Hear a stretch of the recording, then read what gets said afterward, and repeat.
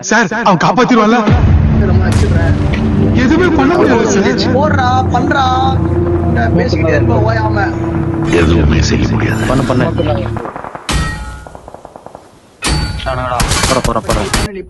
அப்படின்னா உங்க ஹீரோ தோத்துட்டானா?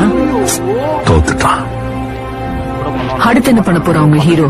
இல்ல கிவ் அப்? காயப்பட்ட சிங்கத்தோட மூச்சு கர்ஜனை விட பயங்கரமா இருக்கும்.